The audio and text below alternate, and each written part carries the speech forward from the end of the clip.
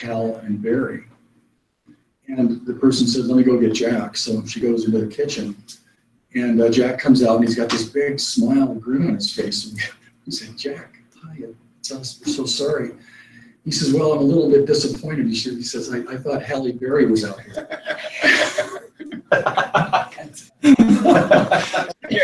Right. I know, so I talk about that. Go back to the one just prior to honoring the game, because that's what will feed into this particular slide. Okay. Hold on. Sorry. Can you hear me? Yeah. Can. Okay. I'm just joining my audio from my phone. I'm going to turn it off so that I wanted to see if I could see you. Sometimes it's nice to see a face. Can you see me there too? We can. Yep. Okay. This is where I get really high tech. Okay. So you want to go before this, like there? That's it. Okay. Perfect. Okay. And if you want, you know, we usually say about 20 minutes. If it goes a little bit over, one of you guys can flag him. But Barry, one of the parts of being a trainer is kind of keeping an eye on your own time. So I don't know if there's a clock there or a way that you can see how long you're going. Actually, it's behind you, I think. So, which isn't great, but. Bottom right of your screen. That's fine. Yeah. Sure. Got it. So whenever you're ready, go for it. Well, thank you. Well, thanks for being here. My name is Barry Mayer, and I have looked forward to this moment and this day for a long time. I have been a fan of PCA ever since it started. Had an opportunity to talk to Jim Thompson in person. Jim and I, ironically, we're probably from the same part of the world. We were both raised up in the upper Midwest. Jim was raised in West Fargo. I was raised in Fargo. And after talking with each other, we realized that we had actually played against each other in football and in basketball. So it was really something to see the kind of synergy of our thoughts kind of come together to a place where we're both trying to make this a better world for better people, better athletes. As we've gone through the workshop up until now, we've talked about how to keep athletes connected. We've talked about how to help them improve by using the Elm Tree of Mastery. And now we're going to talk about how we honor the game. That's especially near and dear to my heart, because when I look at those three, I look at number 1 and 2, and I say, you know, those are the 2 ways in which we teach how to be a better athlete, how to be a better person. Number 3 is the reason kind of why we do it. It's the why. My dad told me one time, he says, you know, before you start a task, you should figure out why you're doing it. There's the word motive inside the word motivation. And without having an understanding of why I'm doing this, you really can't get a high degree of motivation. So honoring the game is really one way, or the reason why I think we're here at PCA and why we're doing what we're doing. And why, as you coaches, are coaching and giving up your time. Hal, I know you're a hockey coach. Been doing that for a long time.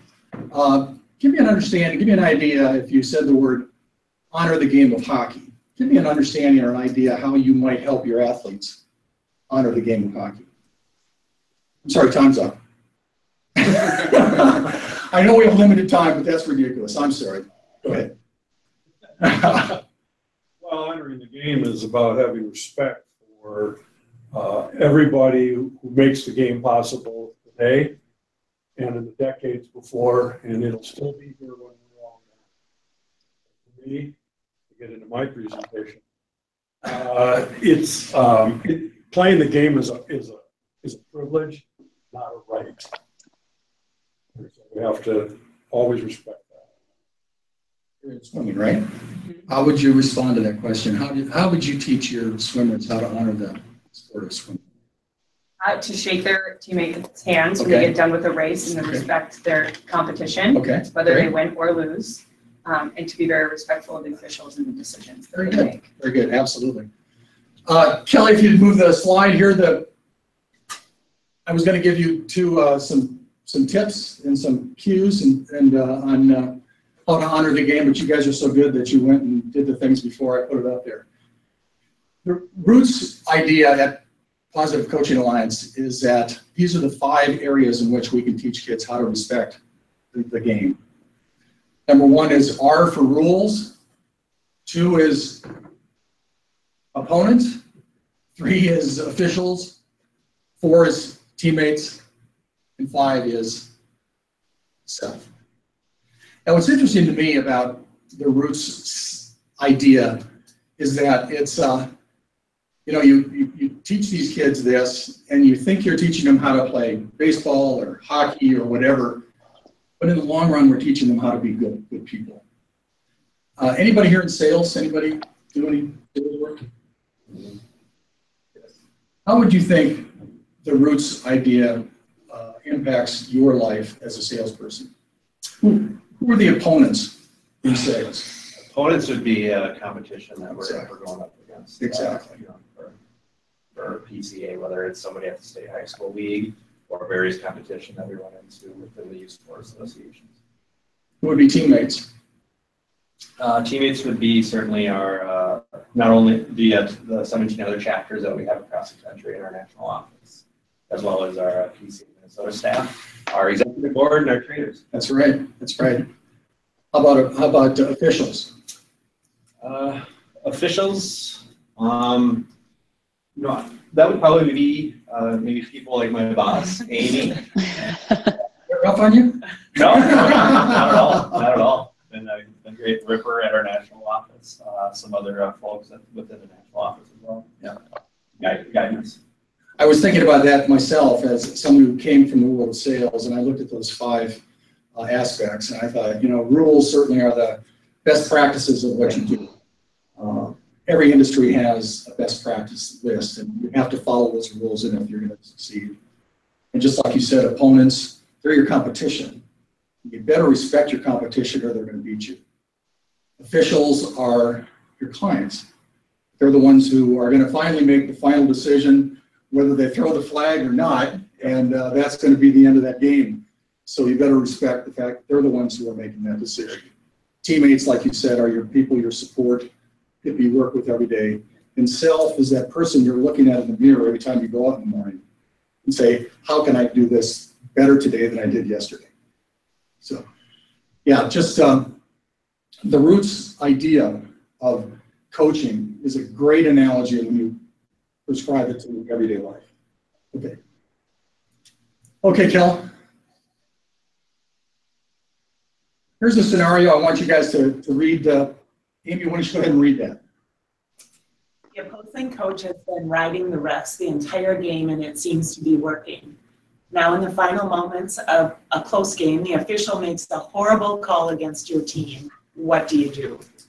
What can you do? Has that ever happened to you?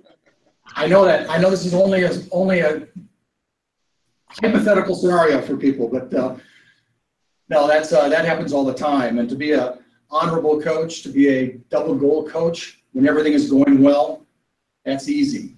To be a double goal coach when things are falling apart, or when there is such a small margin of error and an official makes a call that you know is going to tip the scale in terms of the one loss, that's when it's hard to maintain your composure and to frame for your kids and your athletes what it means to be a double goal coach. I want you guys to, if you can, just pair up and give me an idea. You can share amongst yourselves. I know there's a ton of experience here in this room. Hal, how many years of coaching do you have?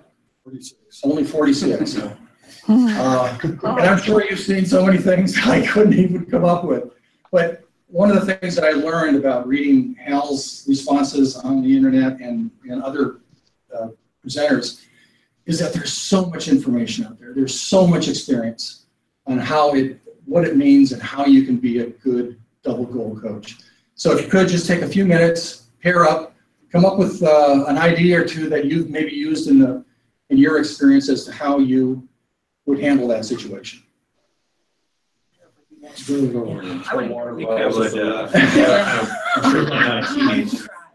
First a few teams. It always works. See, I've never played a sport where whistles. In swimming, you don't ride an official. It's like a weird. I've never experienced this as a coach. So some sports you don't have. Oh, yeah. Well, it's a different culture, right? Like just putting it, you do it right or you don't, or you don't, so. Yeah, I've been a softball coach. It comes down to, when it's like, it's just the game concern. Are you sharing, Kelly? I am sharing. You know what, focusing on Okay, good. they did well, and some things are out of control, and, kind of that talk. Okay, we can come back.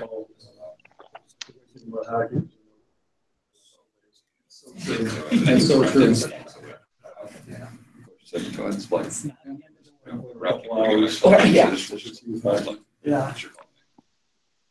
Let's have one person share what they came up with. Larry, what did you come up with? I like Jeb's.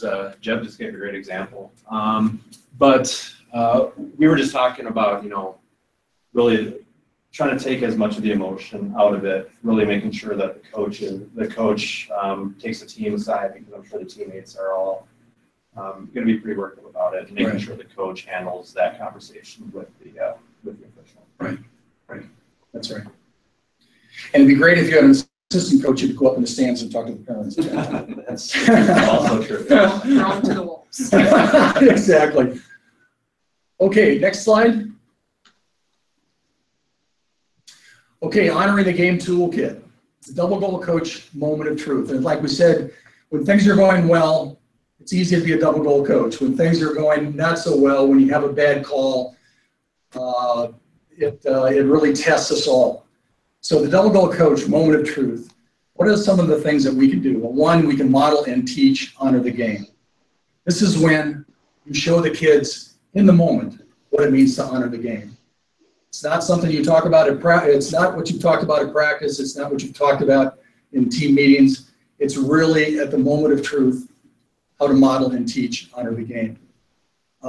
A lot of coaches have a self-control routine. It might be turning away. It might be counting to 10. It might be looking at your assistant coach and doing things like that. But you've got to, as Larry said, you've got to bring the emotion down to a level where you can start to think rather than just react.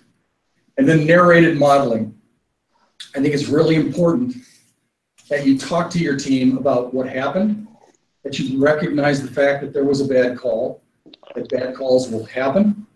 Bad calls happen in sports and happens in life. And it's what you do and how you respond to it that's important. So they understand that you knew there was a bad call. It may or may not have affected the outcome of the game, but it's the most important thing is how we all as a team reacted to that bad call. Next. Okay, I want to talk about culture. Jeb, what's your definition of culture?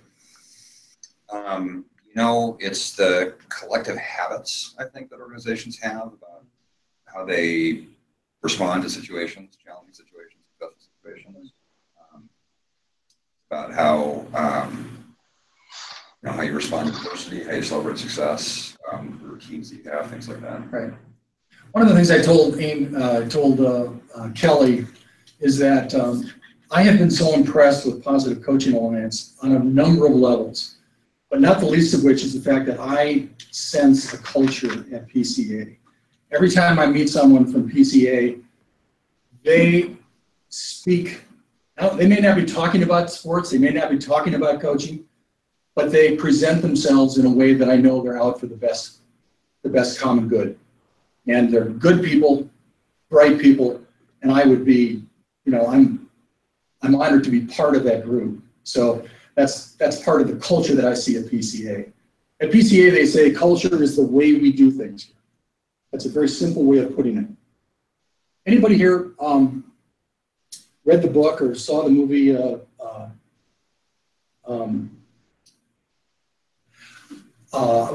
the De La Salle football team out in Concord, California? I've heard of it. I haven't actually. Yeah.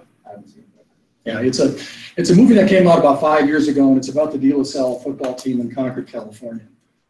My son Adam had a pleasure and honor of playing on that team. And the reason why it has such a renowned history is the fact that they have the longest winning streak of any organized sporting team ever. They won 151 straight ball games. That beats any professional team, any team you can possibly imagine. No, UConn. UConn? Did they beat that? No. No. Okay. They're not even close. Okay, good. God, I would hate to have said something that was wrong. No.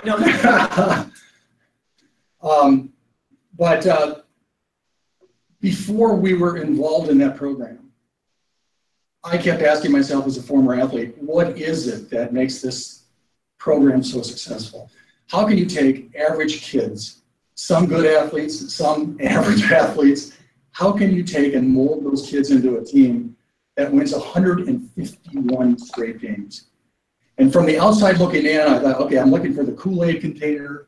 I'm looking for some magic words up on the board that gets those kids flying out of the locker room. And there isn't any of that. It's not it at all. How they won 151 games is they have a culture on that team that allows them to win.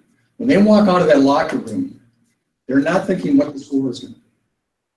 They're thinking how I can be a better player today, how I can honor not only myself, but my teammate right next to me. And they know that when they walk out, and when De La Salle walks out on the field, they walk out 2 by 2 by 2, and they're holding hands. I have seen teams that we have played against that I've looked at them and I've seen their athletes and I said, we are going to get our helmets handed to us today. Some of the teams out in California, 8, 9 Division I quality football players on the other team. And I thought, today's the day. Today is the day where we might not win. When we walk on the field, the other team looks and they see De La Salle walk out. The only way you can tell one person from another is their number. There's no individualization in their uniforms. Every uniform fits and looks exactly the same. So part of the culture is we're not individuals, we're a team. They also know that when they come on the field, they're looking at a team that is going to have total precision, is going to play 100% until the whistle blows. And they are honoring not only themselves, but their teammates. One of the things that they do, each player hands to another player on Thursday night before the game, 3 things that they're going to do, not to make themselves better, not to say, I'm going to score 3 touchdowns or whatever. My son was a wide receiver, so some of the things he would say on his card was, I'm going to block downfield so that we're going to get 3 long runs. I'm going to run out my patterns so that on every play that doesn't come to me, my defender is not going to be part of the tackle. Those are things that he can do as an individual that contributes to the success of the entire team. So that's the culture of De La Salle, and that's how they were able to win 151 straight games. And if anybody believes or doesn't feel that teaching people how to be competent and teaching life lessons are not integrated, that's an example which shows you can do both, and when you do both, you have magic happen. Let's move on. Let's listen to Julie Foudy, who was a 2-time World Cup soccer champion. She talks a lot about culture and what kind of culture they created on their team and how it transferred into a winning program. So let's listen to Julie. Okay, let's see how I can do this here. Hold on. I have to mute one and not mute the other. Hold on. Okay. Unmute that. You've heard this so much, Kelly, you can do it. I was going to say, I got it. Come on, Julie.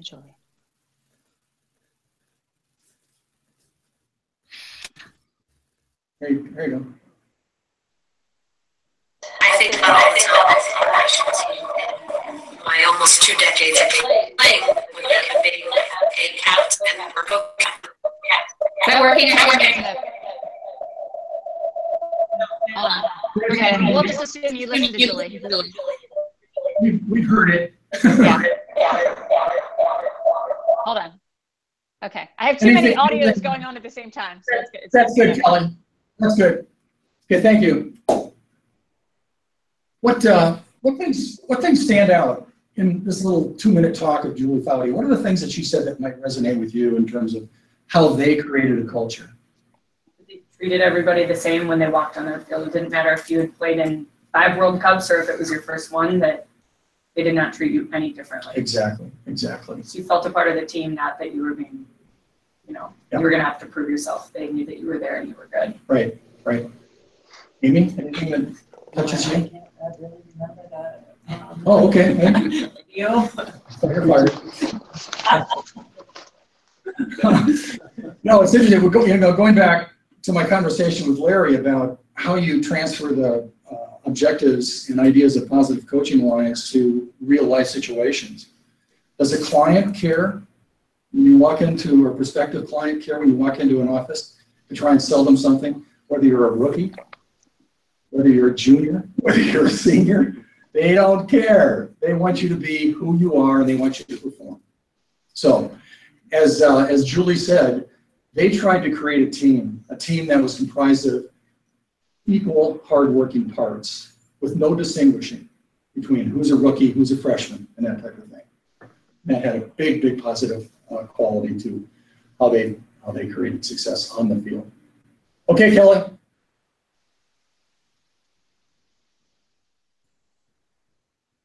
Can you move it? I did. Didn't work? No. There Okay, we go. great. Thank you. Okay. Little lag. So summarizing, let's talk about the 3 key takeaways that we've talked about this morning. One is athletes need to feel connected before they commit. And how do we make them feel connected? By relentlessly filling that emotional tank. That's what makes them feel connected to the team, to the coach, to the process. Number 2, athletes need to believe they can improve. That's what we're trying to do as a coach. We're trying to get them to understand what it takes to become a good ball player when you're a beginning ball player. What does it take to become a great ball player when you're just a good ball player? Those are the how-tos. Those are the things that they need to understand that they can take into their adult lives to become better people. And number 3, they need to feel proud about acting with integrity, honoring the game of hockey, game of basketball, and the game of life. Okay? And then this is just the wrap up for all the whole workshop wrap up here. Okay. Are you trying to get me to go? No, go ahead. Oh, I'm sorry. Okay. So the toolkit that we talked about, E-tank, emotional tank. How to do that? Those are the ways, and some of the ways in which you can do it. The biggest thing is the 5-to-1 ratio. 5 positive things to say and 1 critique.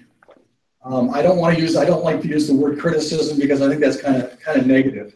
I think you can give 5 positive, hey, you did this well. I was happy when you did that. But here's what we need to work on. If this one thing is still something that we can get better on, let's work on that. Let's work on that all this week. Number 2, the elm tree of mastery. Become a noticer. See who walks on the field that day positive, and see who may have just gotten a C in a math test and are kind of down in the dumps a little bit.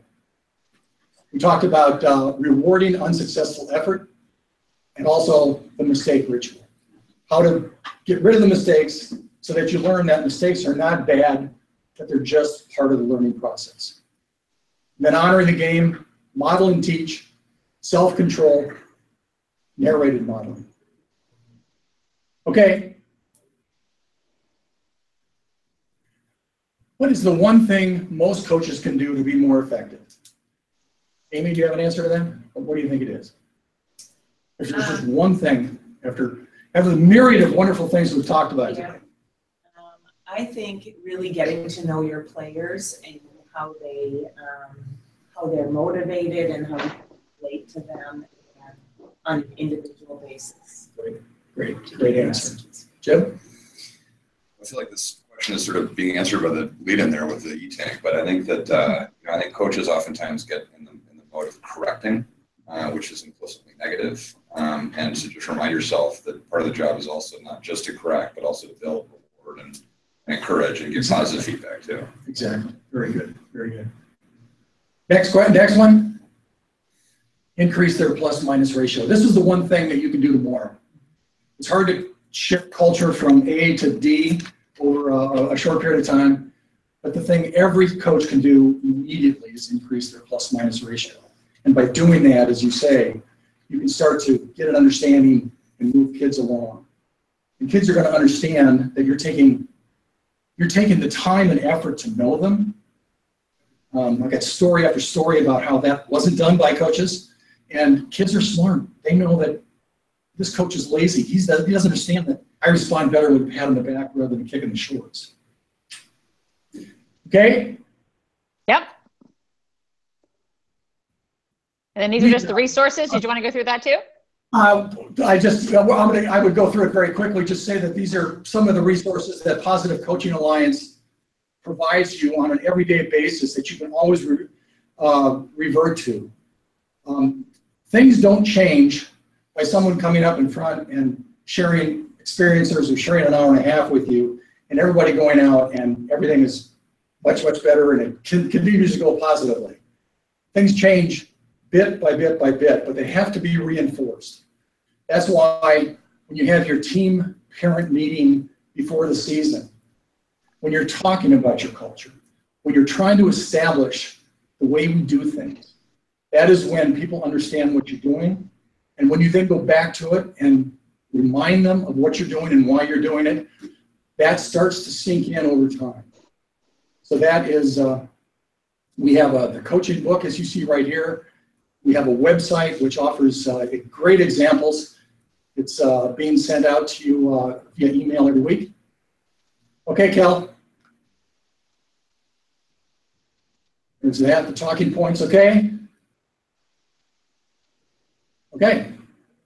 I just want to end on more of a personal note. I think when I started this workshop, I told you about an experience I had going to a workshop, martial art training, that none of us knew we were going into until we got there.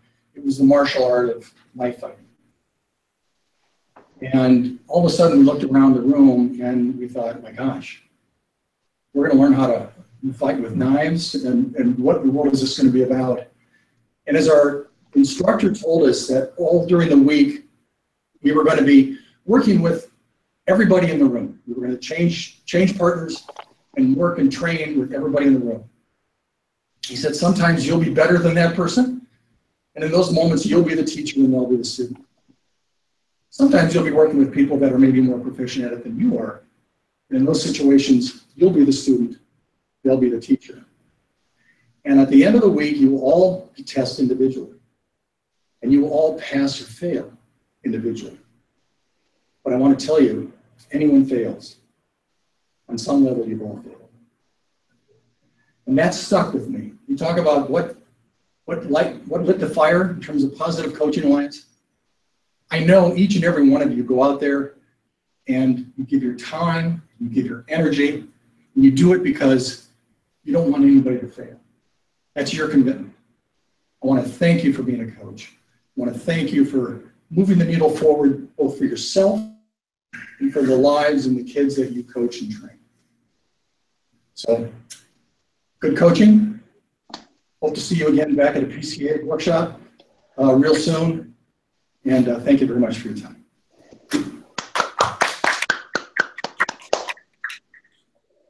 All right. Thanks, Barry. Okay. Better doing it in front of live people, huh? Yeah. Oh, gosh. It's much more fun to have living, breathing people.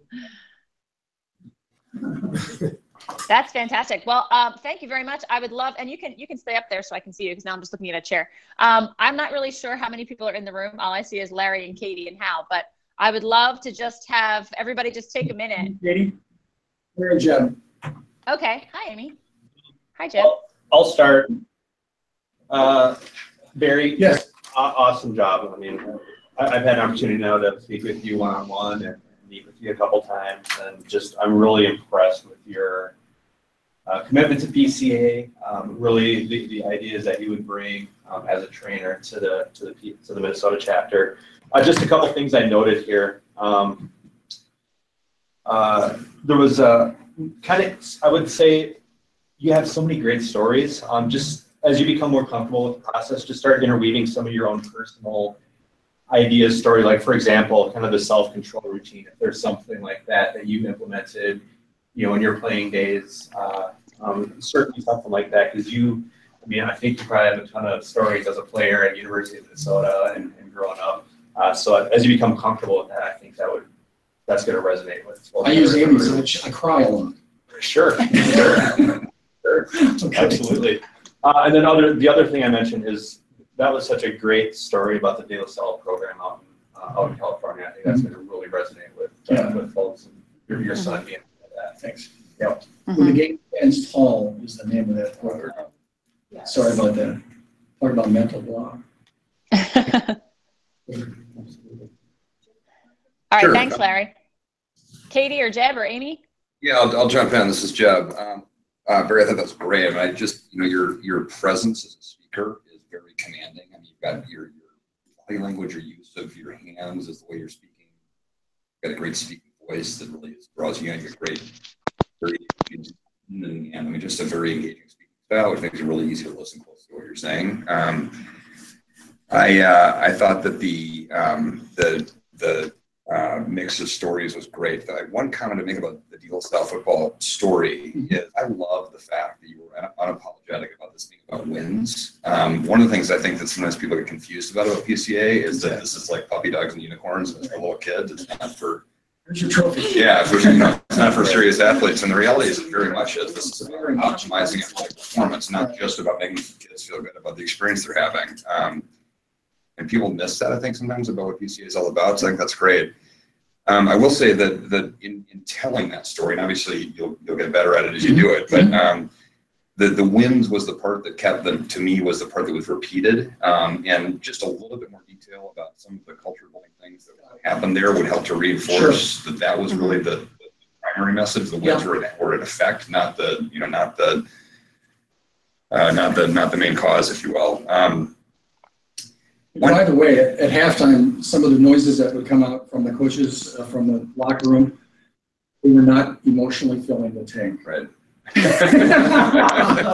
Well, that part of it, that to me was a little bit hard to me to sort of stay in touch with that sort of because I was a player. Teams that won 151 games probably aren't always necessarily modeling perfect PCA stuff. I mean, and there's a little bit with high school football where there's such a wide range of how just population sizes teams are drawing from, things like that. My guess is there's a lot to that story beyond just good culture building. I mean, I could talk hours about that. Yeah, and so that to me, part of that story, that was part of the reason why I'll get more about that a little bit, about some of the culture stuff. The couple of questions he asked to the audience, I thought it's a great part of the way that PCA training works, is to really engage the audience that way. A couple of the questions you asked were ones where the answer was really, I mean, there's sort of, I think, two approaches. One where you're just looking for someone's personal sort of feedback about something, or it's sort of an opinion. And another where you're looking for kind of fact-based stuff about the right way to do things, which you can then fill in holes afterwards. And a couple of questions, in particular, the first one that you asked Hal about, that struck me as being a little bit too canned, looking for stuff about what PCA is, just for whatever that's worth. And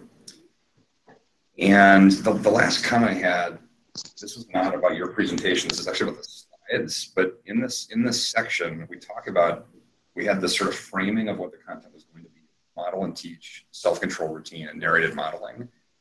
And then we summarized what we taught everyone at the end with the tools of those three things: model and teach, self-control routine, and narrated modeling. And I don't feel like that content was really super specifically addressed in the slides in between. I don't know what narrated modeling means right now. Even though that was sort of told that that's what it's going to be, we were told that's what we were told, but it wasn't. And I don't think that's your fault. The slides didn't really. Well, I tried to get that by when a bad call goes against you, not to just let it go, but to the fact that you knew that was a bad call. Yeah. And how do we handle a bad call? We go on and play as hard as we can. Yeah. We don't let that call disrupt the way we play. Yeah. So I guess the feedback then would be when we're setting culture by introducing language around things, if narrated modeling means something, we need to repeat that phrase a lot, especially if we're introducing it as this is the tool, this is what it is, this is the tool. that, we need to create enough Exactly. repetition that people remember that's what that. It should not be a subtext, it should be a text. Right. But other than that, I thought it was a very engaging presentation, and I like you had a lot of the content that's really what this is all about, so it's really good. Mm-hmm. Thanks, Jeb. Katie or Amy? You did a great job. Like Jeb said, you're really engaging. You're looking at all of us directly. Mm-hmm. And I liked how you mixed up how to have this be an interactive. You had me read something. You asked other questions of people, like Jeb said, opinions and both experiences on teams. Mm-hmm. So you put us in groups to powwow for a little bit. So I think the mix up of how to have it be an interactive session was good. I thought you were at your best when you're telling the DLSL story. Because it was personal, you knew some inside, you knew the inside, like they were doing things on that team. And when I see football players hold hands 2 by 2, that's fascinating to me. That's not normal. Yeah. So, and that's what I want to hear. Like, I want to hear the inside, like what makes that engine drive. So I think that was awesome. Yeah. Just to comment a little bit about that, because we're talking about that, and that culture that DLSL has and had when they came onto the field, it was not only a culture that they understood and that they were going to exercise on the field, but it got to a place where the other team understood that culture as well. And when the DLSL walked onto the field, whether they were half the size of this other team, and often that was the case, the other team was behind by 14 points before the game was even started. It was in their head. They walk with confidence. They walked with confidence, and they knew that that team was going to outplay them, out-hustle them, and out-technique them. Yeah. So I thought you were really, really at your best when you're telling your personal, because your passion comes through. Yeah. So good job. A great job. Thank you. Hey, It was Katie, great. Thanks, Amy. How to go over with swimming? I appreciate that you knew, you picked up on that of us talking beforehand, because you will Well, you know. took total control of this group over here, buddy. I mean, they didn't get a word in edgewise. Swimming's like one of those sports where you don't have, Yeah, like fluffy- officials other than on Saturday. You had a fluffy hockey player. Yeah. I really liked that you brought in like real life examples, because you are gonna have a lot of parents that are coaches, and comparing it to their real life of doing sales or implementing it in more ways than just as a coach, I think makes it seem more realistic to them. Like bad call, and you said real life ways to implement PCA. Like you're gonna have bad calls in real life, and that's the way that it is. And I think a lot of the current generation younger generation doesn't understand it. So I like that you use that, because I think that'll empower some of those coaches. And I also like that at the end of the closing, you emphasize that it's not just you show up to a workshop for an hour and a half and all your problems are solved, that they need to use those books and resources, because that's my job, is to push those things after they're done, because we do have a lot of things for them. So I appreciated that. They covered some of the other things I had. The one thing I would say is that in the beginning, you didn't tell us about your coaching experience. So I didn't know what your background was. Like I obviously know because you've been applying and we know you, but if I were a coach sitting in a room, I wouldn't know that what's your experience. Because you have to build a rapport with them like quick. And so they want to know what your coaching experience is. And it's like you have a son that played on a very successful football team. Like those are just quick things that you can mention that you immediately connect with them on a level where they're like, okay, this guy really has a ton of experience. So, and it's really easy to get in there.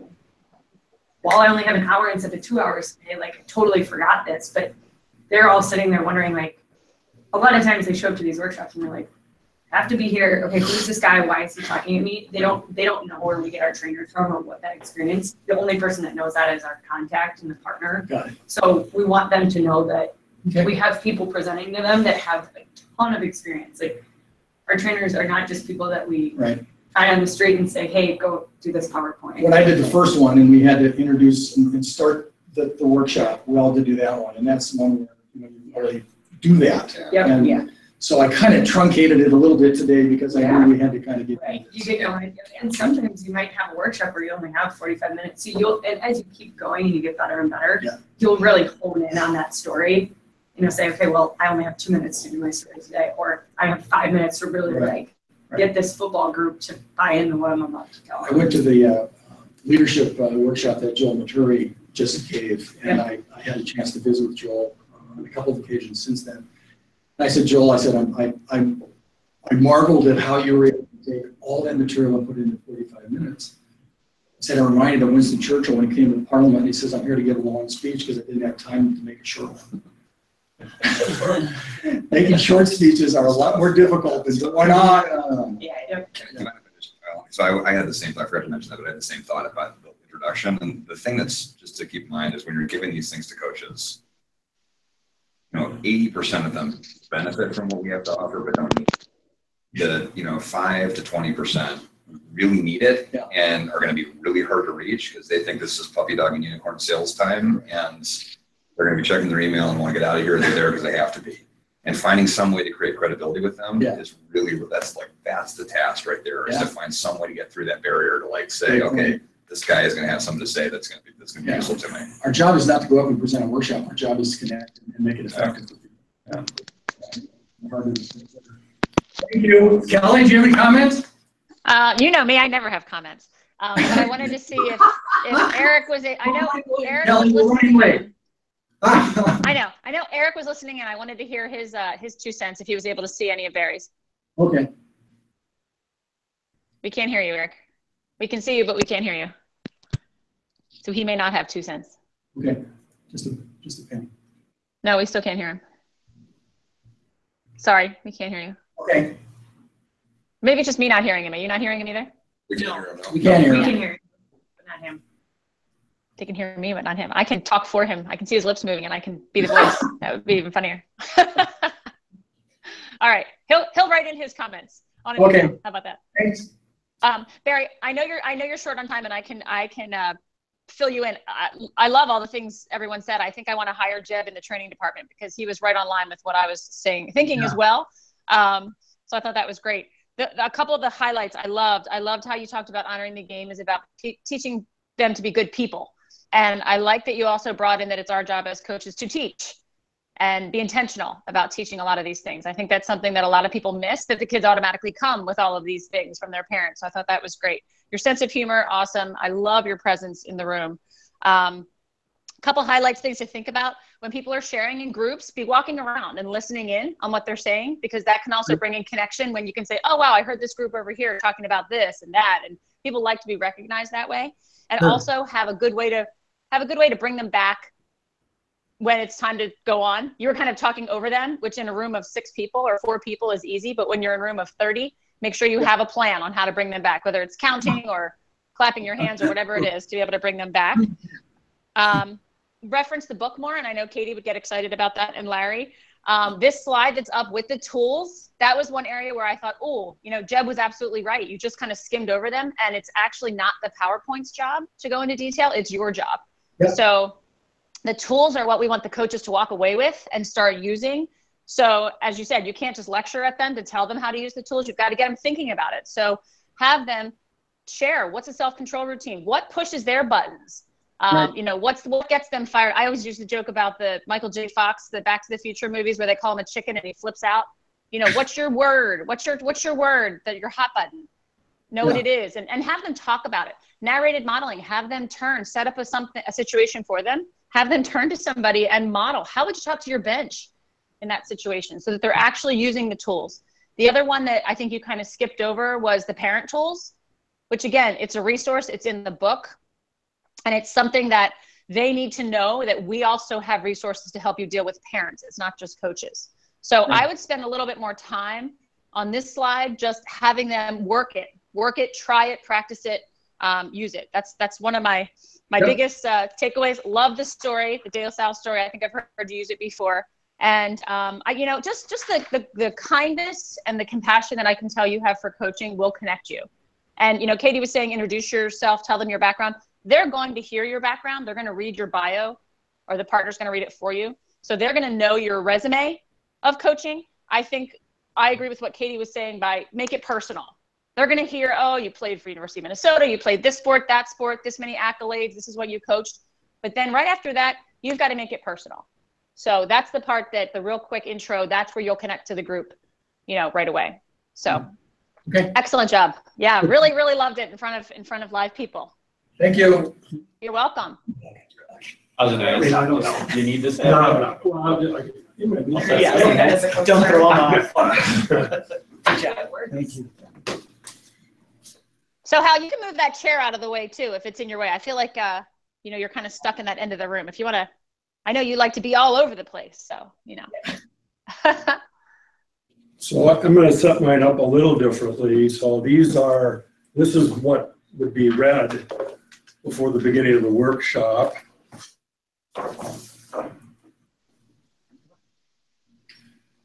So that's, somebody would introduce me, I hope. If not, I'll read it myself. And then I would move into a short addendum to it. Why am I here? Why am I so passionate about PCA? Well, as you can see, I started coaching a long time ago when my playing career ended way sooner than I had hoped. And I started to coach hockey and loved it very much, but I wanted to get a better job for my players. And I spent a lot of time, like 30 years, going to workshops and going to all sorts of resources, getting to know some of the top coaches, hockey coaches in the world, so I could figure out how to do a better job with the players that I was working with. And then I spent a bunch of years with USA Hockey working in their workshops, mostly talking about the role of the coach, because everybody can do X's and O's. I'm not sure everybody can do some of the soft skills. And then in about 2003 or 4, I ran across Jim Thompson's books, Shooting in the Dark, and the Double Goal Coach version 1, which is 375 pages, read it several times. And I said, Jim has put together, PCA has put together virtually everything I took 30 years to learn, and then some. I said, this is it. This is like the Bible of PCA, of coaching, and all the resource that young coaches or parent coaches, that youth coaches all the way through high school can really find something of value in all of this. So that's why I'm here. I've used these principles for years. I developed them along the way and then intersected with Jim Thompson. And I thought, wow, this guy's really got it. So that's cool. So that's why I'm here. I'm a hockey coach, and I've been a lacrosse coach, a soccer coach. I'm no different than the rest of you. I've just been doing it a heck of a lot longer than almost all of you, I hope. I find this content that we're going to go through is really so helpful because you don't need to take 30 years to do this. You're going to walk out of this workshop today with some very valuable tools where you're going to be a better coach and you'll do a better job for your players immediately. And then you can build on it with the resources that we offer. So let's get right into the content. We'll jump in here where you jumped in before. PCA's coaching model. So we've completed the first two. We're going to move into the third element, which is honoring the game. Now, I think honoring the game is really sort of the core of all of this, because if we don't honor the game and the people who play the games and all the people around the games, the rest of it really doesn't matter very much. Okay, when do we honor the game? Anybody have any ideas when we honor the game? Jeb, can you help? Sure, yeah. You know, one of the things I love about hockey, I'm a hockey guy too, is the handshake line at the end, which is not it's in every sport. Very physical contests that are Indian, especially watching the professional level. These guys go to war for 7 games at the end of the Stanley Cup final, and they hug and bang each other on the chest as they go through the line. That's pretty cool.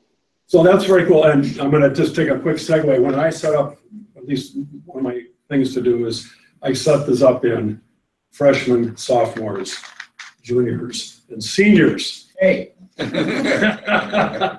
So that's how I would separate the group earlier in the workshop. Okay? So I would reference that as in that context.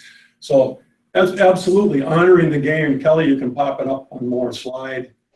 But this happens during the games. This is actually happening during the games, where a lot of the activities as coaches happen during practices or before the games or after the games, but the best time to honor the game is actually during the game. Okay? So at PCA, we use this acronym called ROOTS. And if my friend Kelly will just kind of pop them all up there. The first one is rules. The rules are critical because they set the boundaries. They tell us what's the acceptable way to play the game and what's not. Now, how many times, so I'm going to talk to my senior class over here. Rules are not always the rules. There's gray areas, are there not? There are. So can you give me an example of one? Well, I was watching baseball this weekend, and one umpire will have a rule that the strike zone is like this, another umpire will have a rule that the strike zone is like this. Yeah. So, in fact, I think one of the Twins got kicked out last night for arguing that very point. So rules are really important to set the game and define the game. They're also there to protect and make the games as safe as possible within the context of the type of game that we're playing. Opponents. A worthy opponent is the best thing you can have. Any game that's a blowout on either side is not particularly useful for either team. It's okay every now and then, but on an ongoing basis, it's not good for either. The license plate on my car is 3-2 OT. When I do clinics, I'll bring a picture of it. 3-2 overtime. Can you think of any games that have been 3-2 overtime or 5-4 overtime, 2-1 overtime? Everybody's engaged, are they not? Everybody's engaged. You can't have short benches, you can't do anything that would distract. And everybody's paying attention right down to the end when there's sudden victory and sudden loss at the end. I like to say steel sharpens steel. And so we value and appreciate a challenge because it's the challenge that makes us better. Winning easily makes us not better, it makes us overconfident. Officials are really important. They enforce the rules. They help to keep our athletes safe. And they take a lot of abuse. I noticed in a softball game last week, I read about that the umpire just walked off before the game was over, said, I'm done forever. Emptied the balls, said, don't pay me. You guys finish the game. I did that once as a lacrosse coach officiating a scrimmage, and the other coach was just riding me the whole time. I finally said, adios, took my son, went home. He chased me all the way to the parking lot and begged me to stay. And he turned out to be my son's lacrosse coach at Lake in high school. He was a pretty good coach. He was a little young in those days. Teammates are really important. In our program, we use a term called strength in the locker room, strength on the ice. You could use that strength in the locker room, strength on the field, depending on your sport. And we have expanded the locker room to include it at school and at home and the broader community. Never embarrass yourself, your school, your family, your teammates. Okay? This is really critical. And too many coaches will take the top players and put them here and take the other players, maybe not play them as much, not give them as much attention, and all of a sudden you have no team. So as a coach, you can find ways to value lesser players. I had a fabulous Bantam team one year that won everything until we got to the national championships. And a couple times during the year on bench minor penalties, I took our best player and put him in the penalty box. And in one game, the coach afterwards came over and he said, boy, that was classy. Most guys would put the worst player in the penalty box. So, you know, there's ways to do this to send messages to your players, or your swimmers. It's individual sport. Well, you got some team stuff going on there. So teammates are really important.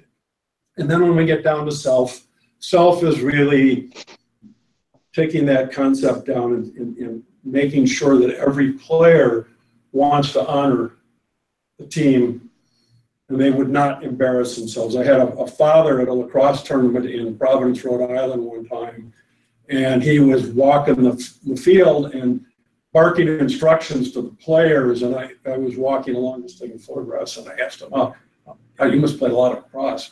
Well, no, I never did.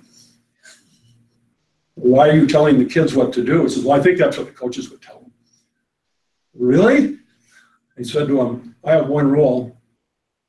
I never say anything out loud that embarrasses my son in front of his teammates. The gentleman never said another word at a game the rest of the summer. He got it, though. He smiled. Kelly, you can move on, please. So here's a scenario that we're going to go to here. This is the bad call scenario, and I'm going to ask you to read that, if you would. Yes, the opposing coach has been riding the refs the entire game, and it seems to be working. Now in the final moments of a close game, the official makes a horrible call against your team. What can you do? What can we do? So should I got to ask the sophomore class, are you the sophomore class? Larry's the sophomore class. That was great. Let's see if you can come back. I'm a junior. Somebody from the sophomore class, I would throw that at you. Kelly, this is a puck, but it's soft. It's probably smart. Yeah. So if I would take it to a hockey, clinic. So what can we do? With the bad call, we as coaches want to take the emotion out of it. So I think just taking your teammate or your team aside, approaching the coach or the official one-on-one, getting an explanation of that. Sure. And then going back to your team and continue to play. Okay. You can address it afterwards. Anybody from the senior class want to weigh in on that? I think this is one of the hardest ones to adhere to. Yeah. In talking to all the presenters who are going through training, myself included, from years and years of having kids play on sports and at high levels, and you know that the outcome is decided usually on a very small margin. When a bad call happens, emotionally you just get charged. Mm-hmm. And I love the book because it talks about what are the ways in which I can kind of turn that emotion temperature down, count to 10 or that type of thing. Sure. Just get myself off and remind myself what I'm there for. Not the score, but the teacher. So I think that's really great. And as you go through your coaching career, if you get past year 5, 6, or 7, and you see this happen more and more, you kind of go, okay, all right, I get this. All right, now I have a different job to do than yell at the officials or get all worked up myself. So it's really important. We're going to talk about this just in a couple of minutes in something called narrated modeling of the PCA model. So Kelly, can you pop it down one more, please? Thank you. Oh, I'm sorry.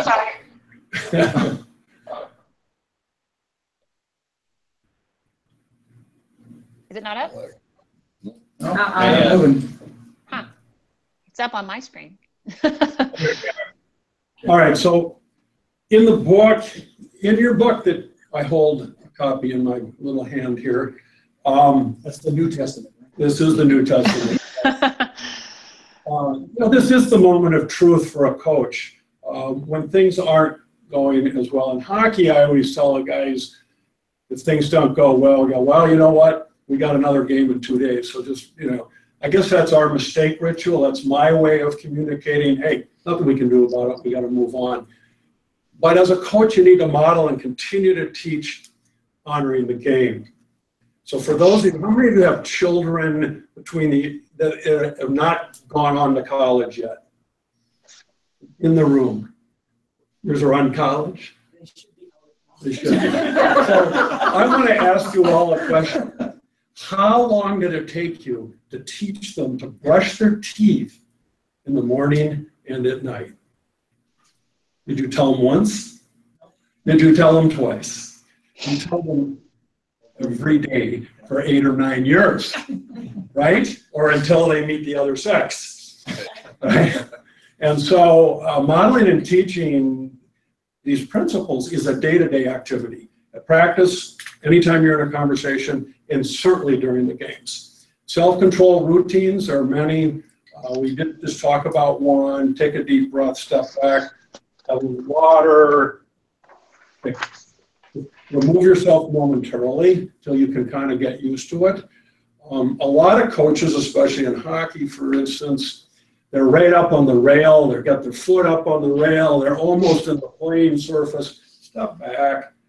Let the kids play the game. You watch and coach. Okay. Narrated modeling. This is where it happens. So how many times, again, I'm going to assume you're all hockey people, when you get the bad call, your players go into the penalty box, the referees come along, you're behind all your players, you go, hey, great hit, Jimmy.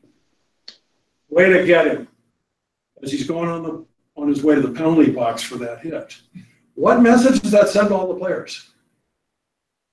It's a very negative message. It's the wrong message. The other thing is that I've learned through the years that when you do that type of conversation and you don't win the game, who do the players blame? They blame the referees. Who do the parents blame? The referees. Okay? Those are all the wrong messages to send. Okay? So that is when this happens, and the other thing that's so fascinating to me is coaches have the worst view of the game. I don't care what sport you're playing, because you're down there with the team. If it's football, it's going on 50, 60, 70 yards away. So if it's soccer or lacrosse, I don't know, it's 1,000 yards away. In hockey, it's the angles are wrong. There's a thing called the parallax, something or another. You can't call offsides when you're standing 60 feet back. You can't do it. You can't see it. You've got to give the referees credit for being there. They're closer. They might make a mistake. The other thing about refereeing is they know the rules better than we do. How do I know that? Because they have to take a test on them every year, and we don't. We don't know all the rules, and they do. We also know, or should know, that they have leeway in how they call the rules. And they have points of emphasis every year, the things they're really focusing on, and some of the other things may fall into that gray area. So this is really important as coaches, we understand that, and we help our kids understand it, okay? So it's this conversation that goes on during those moments of, hey, guys, knock it off, let's pay attention, let's focus. Hey, we're down a goal, we gotta get this goal back, quit worrying about that, and we move forward.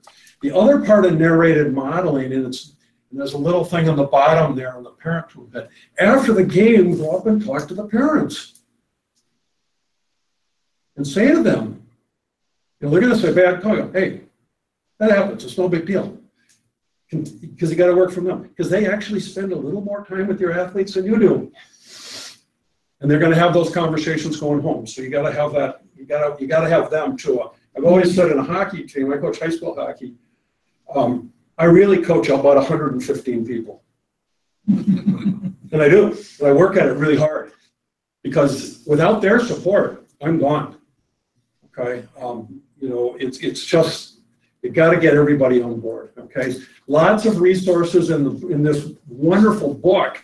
It's only 75 pages, and there are the page numbers for the different types of things. Kelly, move along. Yep. 14 minutes and 49 seconds. So we want to talk a little bit about the creating a culture in your team. Okay, so culture is a big deal. So we all have a culture where we work in our day job, do we not? What kind of a culture do you have in your business, would you call it? I work alone, it's just a little different situation, but it's Fantastic. very, very supportive. That's very sad. Anytime, text me, I'll come over for lunch. So culture is defined as, how do we do things here? Okay, and you know what's interesting is that it's in our business lives, all of us in our business lives work for companies that have more than one person in them.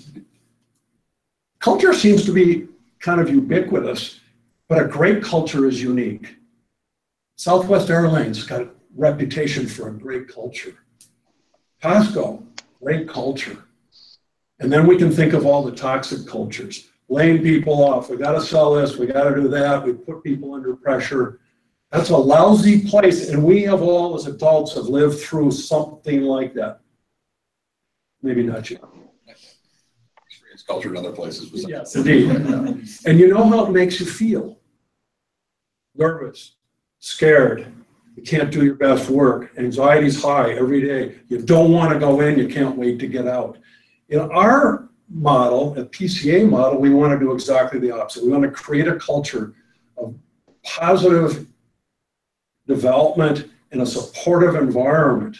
And I think this is really important. And why is this important? Now, we're talking about kids 18 to 6.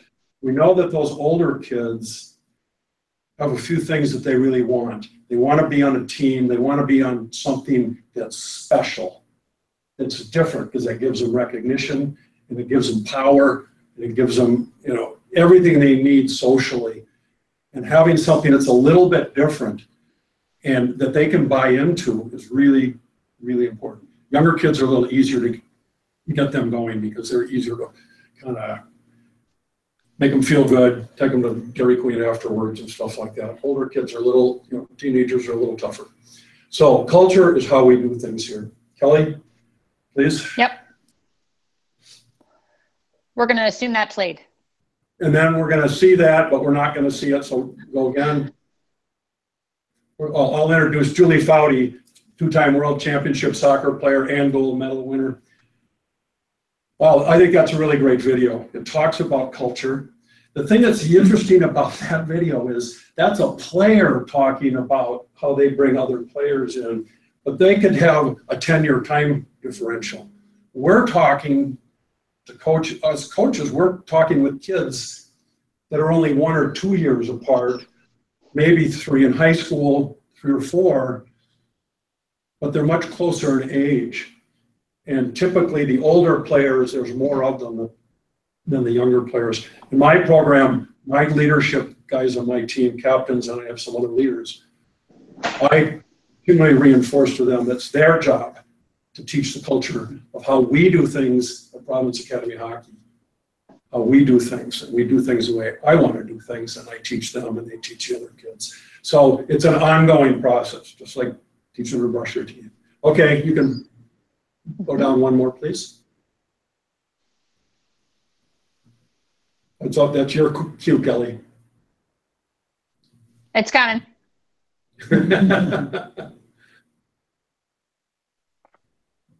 It's the takeaways from the workshop. All right, the takeaways. So I love the takeaways. So first of all, athletes need to be connected before they can commit. Okay, and we do that with a lifting of emotional tanks, filling emotional tanks. I also think it's really critical. One of the things I do every day when I walk into my locker room with my players is I shake hands with every boy. And I say his name. I ask him how his day was. Or we might do this now. We do more of this. But we also teach them to shake hands because that's a life skill.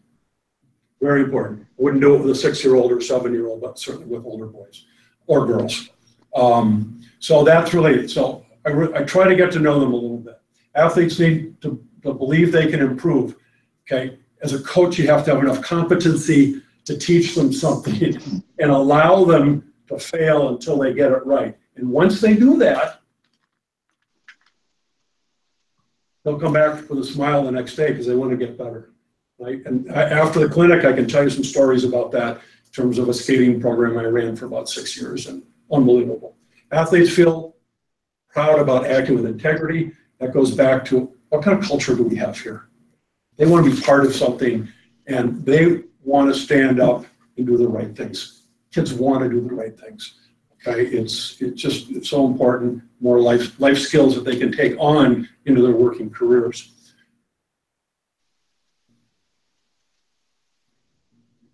Next. I did. It's coming. Okay. This is the toolkit. It's the toolkit. So I love the toolkit as soon as it pops up here. And I think what we'll do here, I like Kelly's got a great idea about this. So we're going to go through this. I'm going to engage all of you with this. So we're going to look at each of these tools, and I want you to give me a thumbs up or a thumbs down on whether or not you think you can take this as tool and start to use it right away. Okay, so this is a group exercise. So let's look at the 5-to-1 ratio. So the buddy system, up or down? Up. How about positive charting? Yeah, I don't know if I can do that. I don't know if I have enough resources to do it. Okay, winner circle, which is my favorite.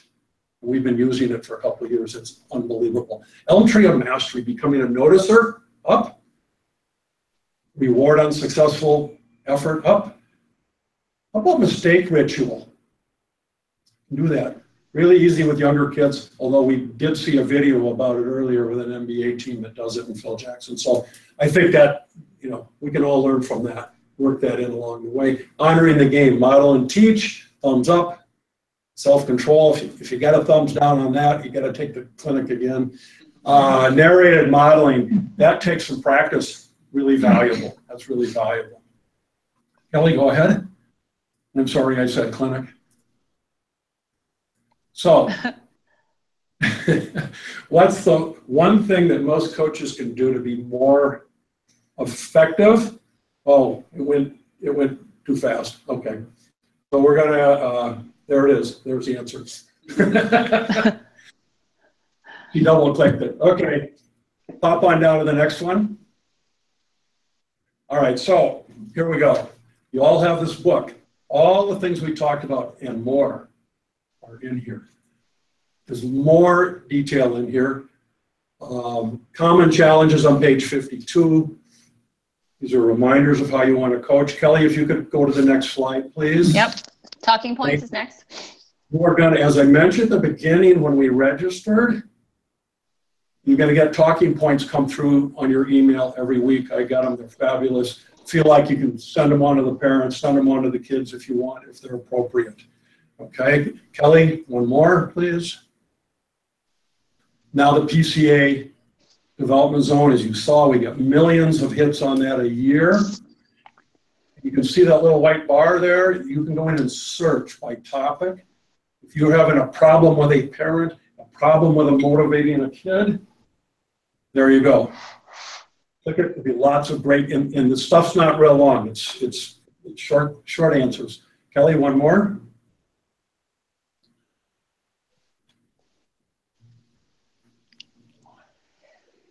That's the end. Is that the end? Yeah, just the evaluation. All right, so as we come to the close here, I want to do a couple things. One is in the back of the book, there's a workshop evaluation. And we really would like you to fill this out because frankly, this is my first clinic and I want to get better at this. And this would help me a lot. So if you give me good scores, put my name in here. If you score me badly, put Ruben's name in there. I'm sorry he's not on here to hear that. If anybody's got any questions, I will also stick around after the clinic for a little while. We can talk about specific situations. If you have some things you want to chat about, that would be great. And if you haven't registered, there's another slide, I think, at the end for that. If you have not registered and you want to get registered, oh, there it is, to get all of these benefits that come along to you, please do so now. And if you have a problem with it, come see me and we'll get you signed up. So on behalf of all the kids that you coach, thank you for spending an hour and a half in a PCA double goal workshop. All right. Thank you very much. You're welcome. Again, much more fun to see you with live people there. I love it. Yes. Oh yeah, much better. Yes. You smiled much more, Hal, when you were with real people. I liked it. I smiled more? Yes. Well, I'm sitting all right, I would love to hear you yet. No? Okay. I wrote a comment in that I will share. All right, maybe you can hand me that. See if there's any. Eric said you were very, can you hear me? Thank you. Eric said you were very polished and ready to go. That was Eric's comment for you.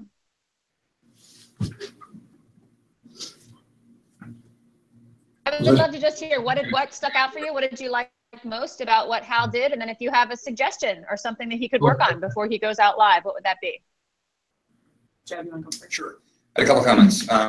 First of all, I love in your introduction how you, first of all, bringing the kind of what the content of the introduction was really helped to build your own credibility to speak to this group, especially, and hockey is this unique culture. So important for us here, right? Because it's such a big part of the sports landscape here, and it's really hard. It's kind of an insular culture, and having people who speak the language of hockey and can speak credibly about it's important for us to be able to penetrate that group. Sure. But then I also loved how you invested your personal credibility into establishing the credibility of the content, talking about your sort of having reached these conclusions on your own before being exposed to Jim, and how much it resonated with you, because you sort of invested the personal capital you built back into the program, which I thought was just perfect. I thought that one observation I would make, in honoring the game, this section about the roots of the game, you spent a lot of time talking about rules and officials, and not as much about the other three parts of the content of the roots. And I think that's fine. It's hard to tick every box in the long list of content that we talk about, but just an observation about, Sure. And I think especially when you're talking about coaches, it can be easy to lose sight of the self part of it, which is really primarily, I think, aimed at athletes in a lot of ways. But helping coaches understand how important it is for an athlete to sort of make that connection. I think coaches sometimes miss that part of it. It's not a sort of a natural thing for a coach to get, and so there's an opportunity there. Great storytelling.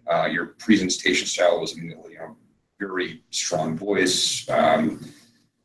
Good eye contact, good use of your hands, motion, energy. Throwing things around. That was great. Really, draws people in. One just sort of content observation. You talked about culture and culture. The importance of setting culture. It's a big part of the curriculum. I guess the one observation I'd make, and this is probably really applies to everyone who I've seen give this stuff, is when you talk about setting culture, you're calling people to be purposeful about setting culture. And I think one thing that's really important to just emphasize is how hard it is to change culture. Culture is how we do things here, and which means that if you purposely set it, it will be what you purposely set, hopefully. You don't purposely set it, it'll be whatever it becomes. It'll be whatever the personalities of the people involved allow it to drift towards, unguided. And if you're in a situation where you have an unguided culture, getting it to someplace better is really hard. And to me, that just emphasizes how deeply invested coaches need to be in purposefully setting their culture, especially if it's a situation where they haven't done that before, or they're moving into a new situation where it's drifted in some direction that may not be where they want it to be. That's a small point, and it's more just that. I think, actually, that's what's happened to youth sports, is the culture has drifted to win, win, win, win, and everything to do that, and we're fighting against that. That's good. That's a great observation. Great. I think you did a great job. It's very, very engaging. Very, very sort of well tied to the content of the slides, but also personalized. Lots of great. Very good. I'll go. Great job, Hal. Our largest group that we work with segment right now is youth hockey. We have about 25 partners roughly. At least that we're currently working with. So I think just your history, your background here in Minnesota, a lot of people are already going to know and be familiar with what. I can tell you that at most of those clinics, I've coached at least one of those coaches, or their son or daughter. I always ask that question up front. Yes, the articles. There's two things you said that I really think that made an impact, I believe, on me here.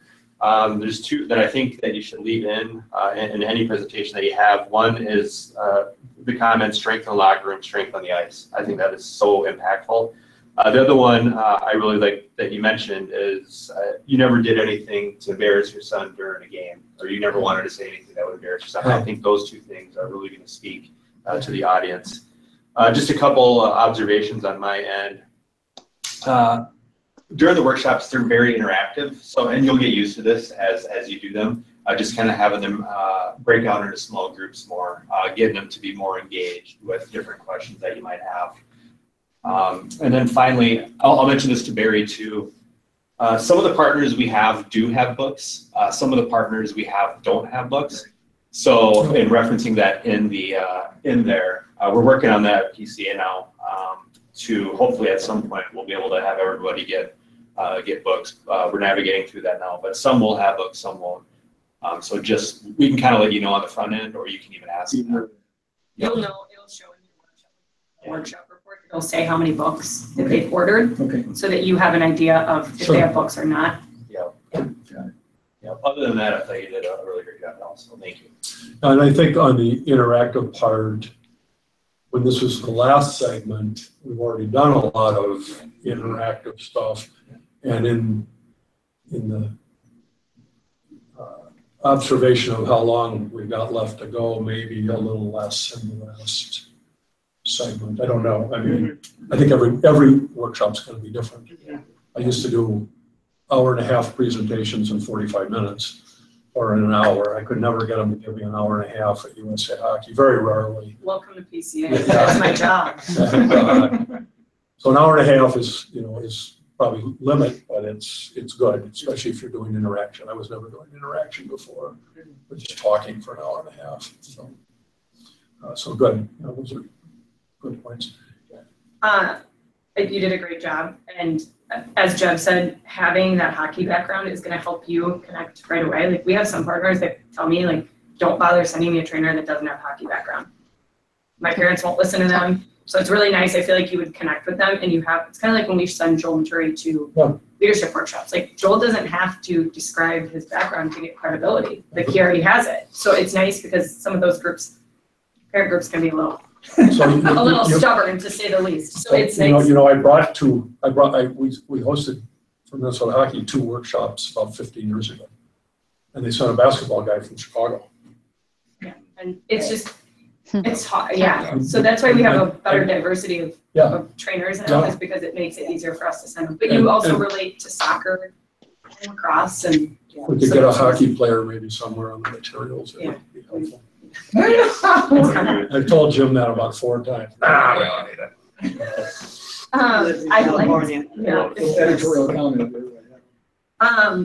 I like in your intro that you say you don't need 30 years to do what you're doing, that they can start using this. I think that makes it seem much more digestible. Like, a lot of our content is digestible, but they feel overwhelmed. So I like that you pointed that out.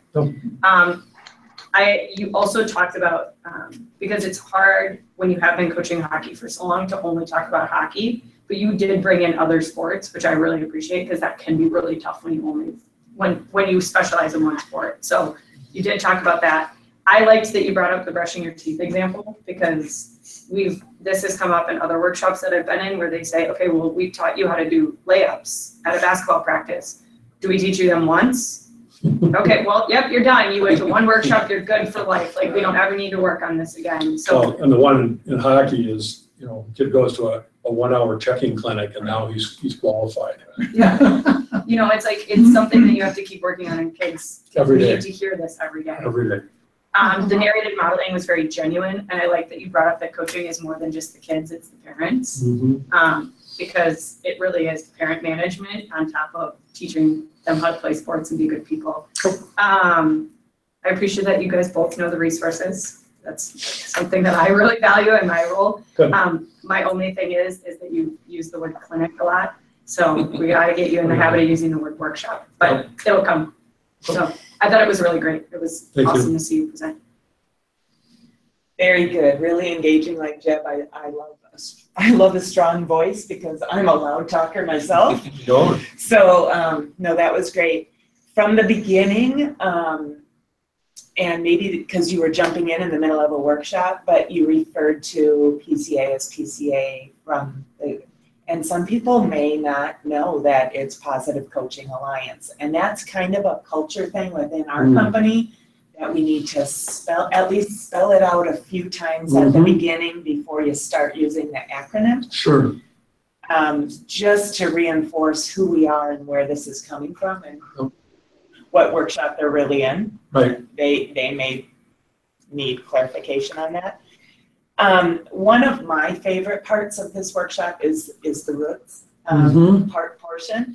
And like Jeb, skipping over kind of the last parts of it, I noticed right away when you talked about the officials, you gave a couple examples of the abuse they take and walking off the field, but putting in an example of how we can honor the officials. And I think it's become so standard that the officials know that they're a target out there, you know, so they slide on into the game right before the game starts, and you turn around after the game and the officials are gone.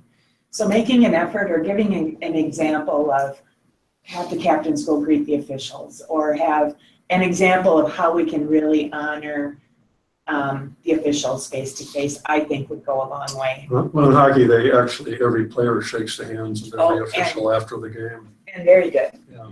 They don't in basketball, they don't in softball, they kind of slide in and slide out. Okay. And I understand why they're doing that. Yeah. So not every That's game. a safety issue. You know, totally, yeah. They have a special parking lot probably too. Yeah. So that piece of it, one thing you did that was super effective for me, I think it was during the narrative modeling part, you lowered your voice. And you know what? I was like, I want to hear what you're saying right now. It's super effective. So, and you were saying, I think you were talking about sending a message to your team when you did that. So that was super effective. And like Katie and others have mentioned, hockey specific, you're speaking a hockey language. And I noticed that because I'm not a hockey person. So your personalized license plate is a little bit of a mystery to me. I'm not a hockey person. So you're speaking your language if you're in the right audience. Right. Yeah, and that's awesome, I think. You're engaging, you're credible, and you smile a lot. So, And for soccer, I guess I'd have to change it to 1-0. Yeah. No, extra time. Right. Yeah. Extra time. Kelly.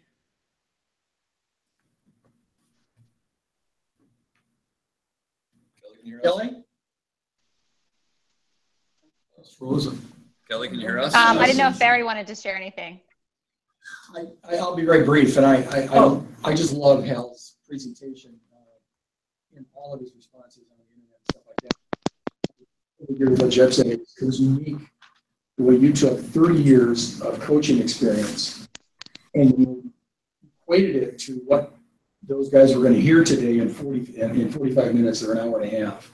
And it really was well done. I thought that was extremely well done. And I know the outline is like the skeleton of what we're trying to provide. You do such a good job, Hal, of filling in between the bones with your personal stories. Thank you. Okay, Cal? All right, thanks. Hal, I always enjoy it. I always enjoy hearing from coaches that have coached longer than I've been born. I think that's a wonderful thing.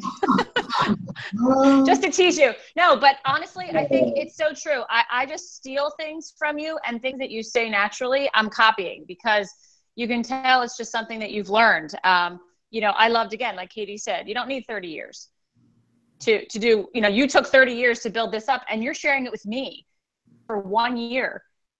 I mean, what a privilege I have to be learning this material from someone that's spent your life's work. And I feel like I'm getting the easy way out, but that's a great selling point for being at the workshop.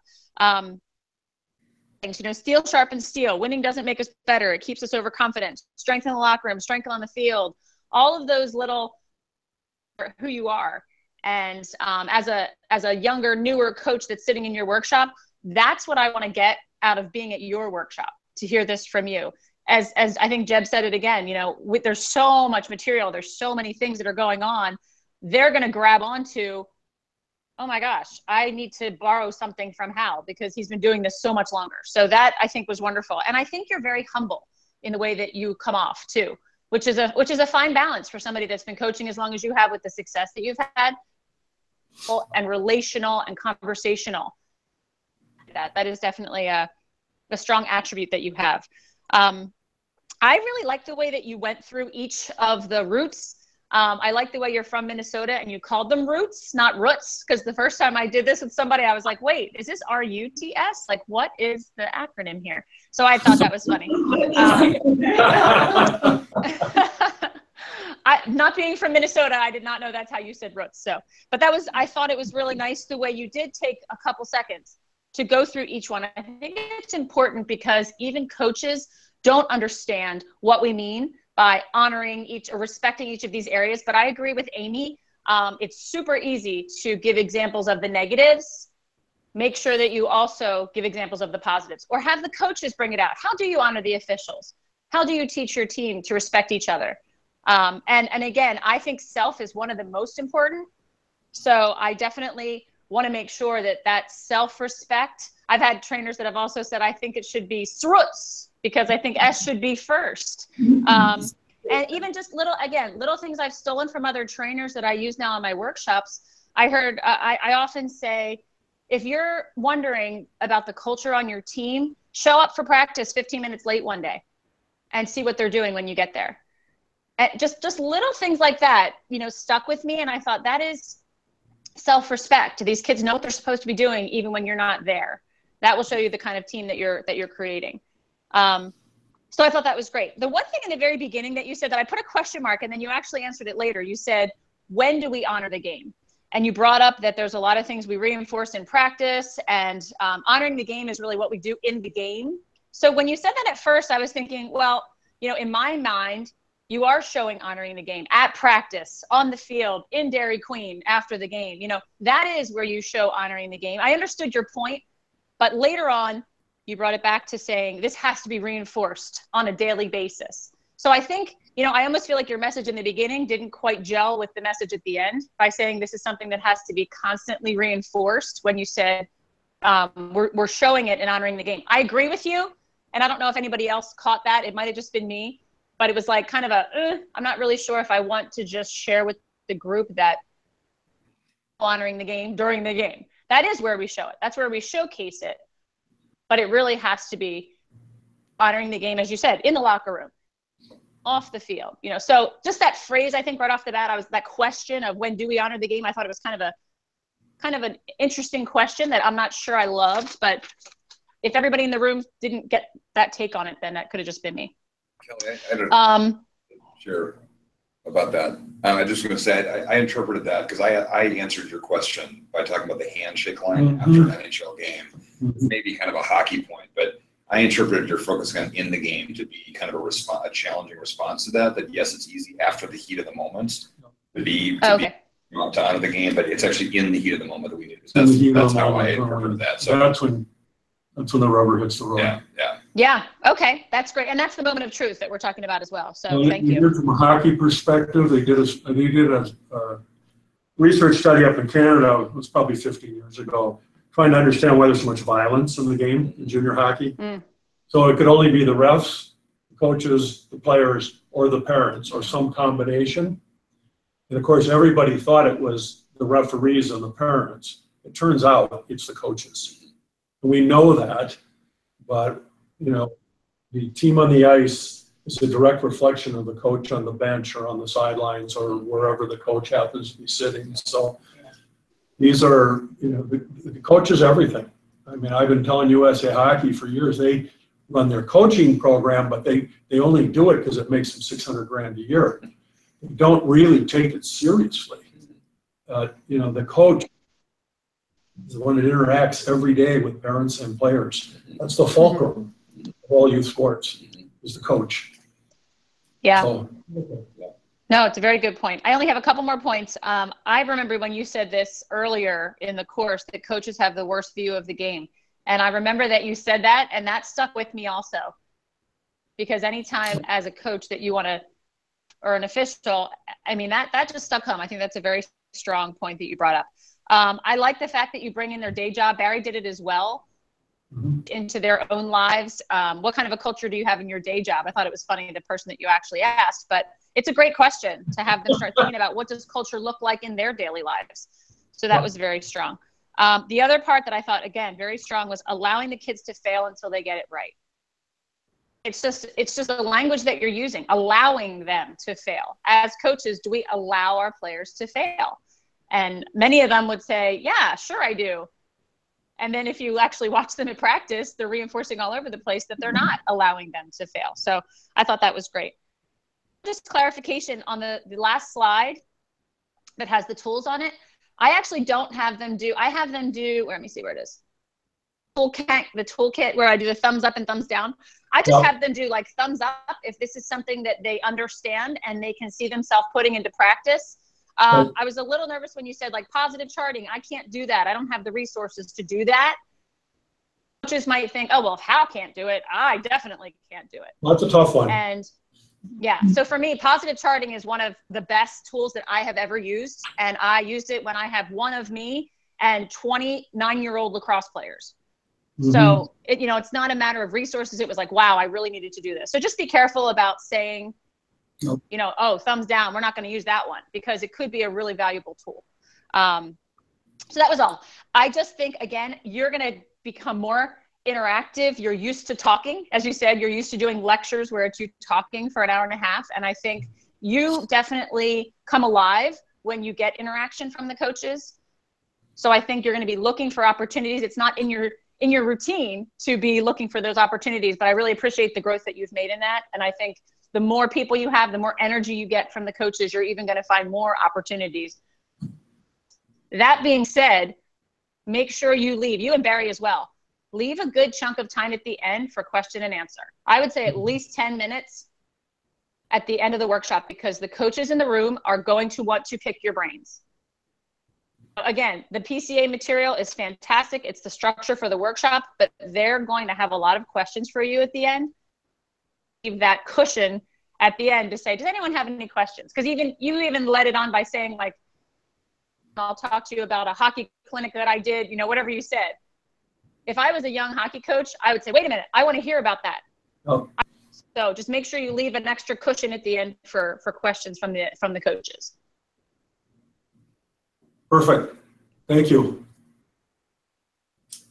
Yeah, so I will talk to the Minnesota team, and we will figure out, both of you, fantastic job. I think I can speak for both of them that I think the next step is to get you guys out live workshop, because there's no better way to practice than to be doing it live in front of people that don't know all the PCA material front to back. So I will get you, congratulations to both of you, and we will get you in the roundup to let you know when the workshops are coming. And I believe, Larry and Katie and Amy, that there are lots coming. So you will have lots to choose from. If you have any, Amy and Katie and Larry, if you have any specific workshops that you feel would be great to get out to in the next few weeks, a certain partner that you think would be great for them, just let me know. And we'll make sure to let them know about that. Thank you. All right, you guys are, thanks guys. Sure, thank you for the time. Good job, Hal. It's nice to see you live. Amy, thank you. Nice to meet you. Nice to meet you. Great job. Nice to meet you. Nice to meet you. Thanks for all the time.